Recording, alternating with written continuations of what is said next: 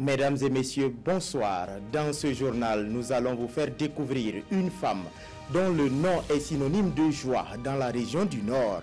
Aïssata Zala, elle se nomme et son travail contribue à redonner le sourire aux victimes du Noma. Son portrait dans quelques instants. Dans ce journal également, nous irons à Dori pour assister à la journée des femmes catholiques. 450 femmes étaient réunies du 3 au 4 mars pour parler de paix, sécurité et de développement. Ce sont là les titres de votre 19h. Mesdames et messieurs, bonsoir. Parlons à présent. Bonsoir. Prenons la direction de la région du Nord où une femme a fait du combat contre le Noma son cheval de bataille. Après avoir vu tant d'enfants être défigurés par cette pathologie qui attaque principalement la face et la mâchoire, Aïssata Zala a décidé de se battre. Elle a ainsi mis sur pied le centre Persis pour redonner le sourire aux victimes du Noma. Sont allés à sa rencontre Constantin Ouedraogo et Tounaba Chantal Kabore. Redonner à chaque enfant sa dignité faciale, c'est le noble combat que mène Aïssata Zala dans la cité de Naba Kango. Communicatrice de formation, elle se retrouve dans le monde de la santé par le biais de son époux. Mon mari est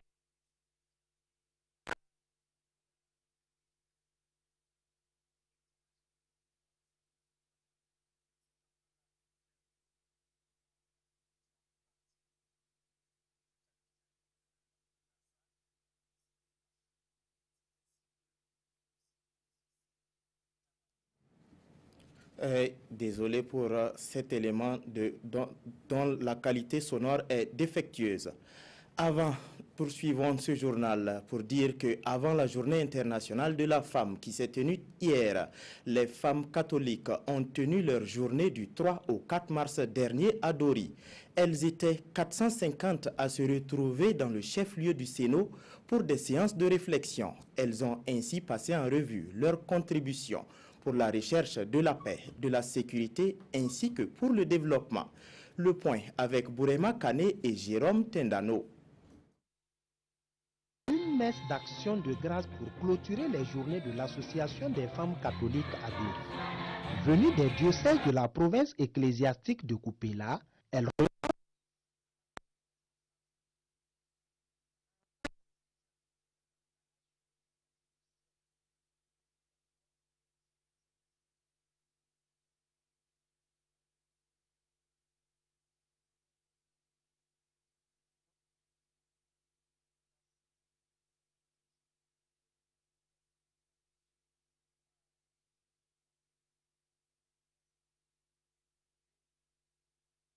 Toutes nos excuses une fois de plus pour la qualité sonore de cet élément. Poursuivons pour parler de solidarité dans ce journal ou pour dire que la fondation Bank of Africa vient en aide au service de cardiologie du centre hospitalier universitaire Yalgado Ouedraogo. La fondation a mis à la disposition de l'hôpital du matériel composé d'échographes et de produits médicaux, le tout d'une valeur de 16 millions de francs CFA. La cérémonie de remise a été suivie par Maïmouna Traoré. La fondation Bank of Africa, BOA, dote le centre hospitalier universitaire Yalgado Ouedraogo d'un échographe portable et de produits médicaux. D'un coût de 16 millions de francs CFA, ce don est le fruit d'un partenariat entre le service de cardiologie et la structure donatrice.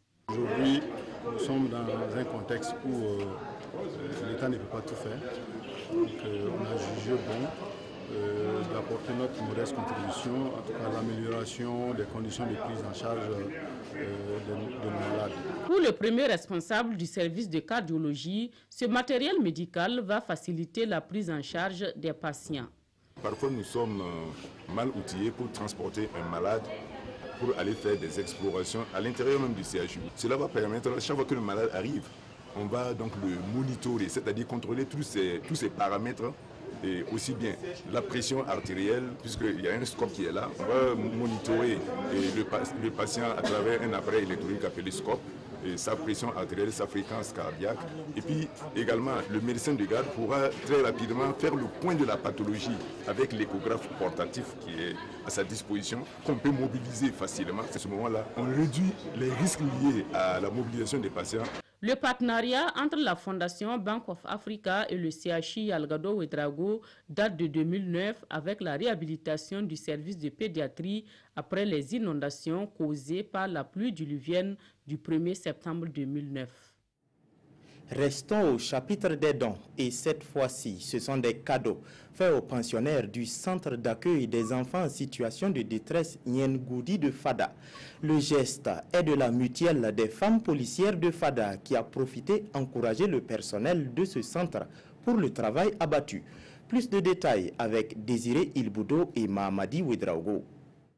Une délégation de la police nationale de l'Est dans les locaux du centre d'accueil des enfants en situation de détresse de Fadangourma.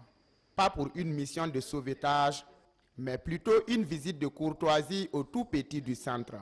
Avec des mains chargées de cadeaux, les membres de la mutuelle des femmes policières du Goulmou veulent apporter leur contribution dans la prise en charge de ces enfants en situation de détresse.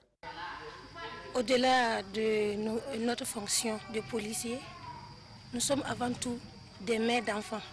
Et nous savons plus que quiconque que la précarité à laquelle sont exposés ces enfants, ces orphelins, nous ne pouvons pas rester indemnes. Voilà pourquoi nous avons décidé de porter notre modeste contribution pour mettre un peu de sourire sur le visage de ces enfants. La directrice du centre remercie les donatrices pour leur appui en faveur de ces enfants en situation difficile. Ces cadeaux nous serviront d'abord pour l'hygiène, ça servira aussi les petits-enfants, je vois du lait, ça va nous servir. L'action est très louable à mon sens, leur générosité, leur compassion, leur solidarité à l'égard de ces enfants en situation de détresse. Je suis très contente et je leur dis grandement merci. La délégation a visité l'établissement préscolaire et la ferme d'élevage des volailles du centre. Cette structure sociale compte actuellement plus d'une trentaine d'enfants âgés de 0 à 6 ans. Comme je vous le disais en titre, dans la région du Nord, une femme a fait du combat contre le Noma son cheval de bataille. Après avoir vu tant d'enfants être défigurés par cette pathologie qui affecte principalement la face et la mâchoire, Aïssata Zala a décidé de se battre. Elle a ainsi mis sur pied le centre Persis pour redonner le sourire aux enfants victimes du Noma. Sont allés à sa rencontre Constantin Ouedraogo et Chantal Tounaba Kabore. Redonner à chaque enfant sa dignité faciale, c'est le noble combat que mène Aïssata Zala dans la cité de Naba Kango. Communicatrice de formation, elle se retrouve dans le monde de la santé par le biais de son époux. Mon mari est médecin pédiatre et il a eu à rencontrer quelques cas de Noma. Effectivement, j'ai été pour voir, c'était foudroyant. Cet enfant-là avait perdu toute la partie et toute la pyramide nasale et c'était affreux. C'est ainsi que je me suis mise aussi dans la même lutte que lui. Depuis 1988, sa tâche a été de rechercher les enfants atteints de Noma dans les 4 coins du Burkina en vue de les faire recouvrer la dignité du visage. Notre travail, c'est de les valoriser, de les aider par rapport à la réinsertion familiale parce qu'on se rend compte qu'il y a des familles même qui ne les veulent plus parce que pour eux, le Noma est comme une malédiction, c'est comme un malheur qui frappe la famille. Le Noma est une maladie de la honte. Diko en est la preuve. Retrouvé à Dori à l'âge de 7 ans et à un stade avancé de la maladie, il a retrouvé sa dignité grâce à Aïssata Zala. Femme travailleuse, femme déterminée, femme courageuse. Voici là quelques qualificatifs qu'utilisent ses collaborateurs pour la définir. C'est une dame travailleuse, est très déterminée. Si elle se fixe un objectif, elle fait tout pour l'atteindre. Vraiment, c'est une dame. Elle travaille beaucoup, elle est rigoureuse, elle est dynamique, elle veut le travail bien fait.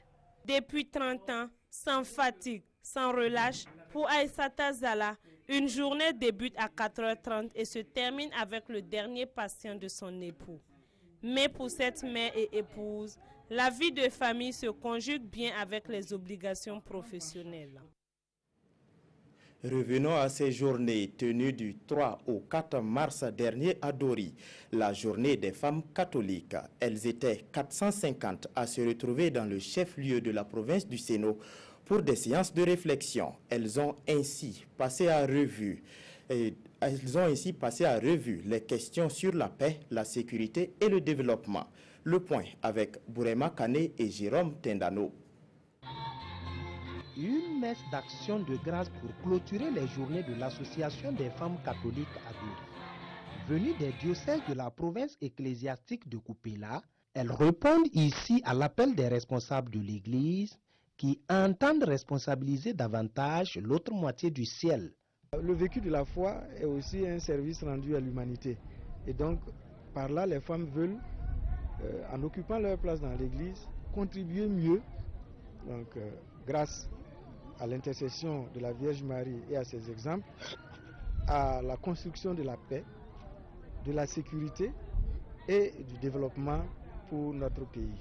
Le développement de notre pays, c'est l'une des priorités de l'Association des femmes catholiques. Et cela passe par une harmonie au sein de la société. L'engagement que nous avons pris, c'est renforcer encore davantage nos liens à travers les prières. Cette prière commence d'abord dans nos familles. C'est au cours de ces prières-là que nous pouvons nous rendre compte des difficultés que surmontent nos sœurs pour les venir en aide. Nous avons pu fraterniser avec nos camarades femmes. Nous avons vu les défis qui nous sont présentés. Nous devons relever dans nos communautés. La province ecclésiastique de Kupela regroupe 5 diocèses, à savoir Tenkodogo, Fada, Kaya, Kupela et Dori. Hier, la jeunesse catholique a débuté ses 3e journées diocésaines. Ils étaient plus de 700 à venir de 15 paroisses du diocèse de Fadangourma pour prendre part à ces journées.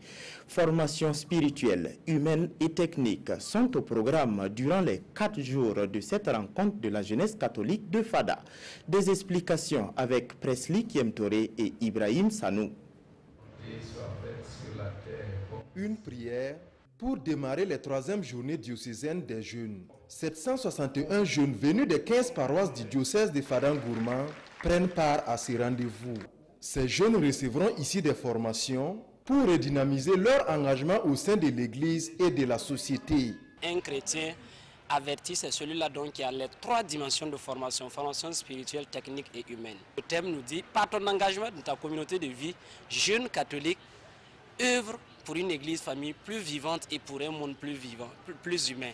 Et là, nous impliquons un peu la question de foi et nous impliquons aussi ce que notre société attend de nous. Moment de recueillement, cette rencontre est aussi le lieu pour ces jeunes de se connaître et d'échanger. Je suis venue ici en tant que croyante pour améliorer ma foi, apprendre d'autres prières que je ne connaissais pas, écouter les enseignements de notre évêque, partager avec mes frères. Une initiative bien appréciée par l'évêque de Fadangourma qui exhorte les jeunes à ne pas se laisser distraire dans leur foi. Il faut que les jeunes s'engagent, qu'ils prennent leurs responsabilités, qu'ils travaillent à un certain discernement. Ces journées prendront fin le 11 mars.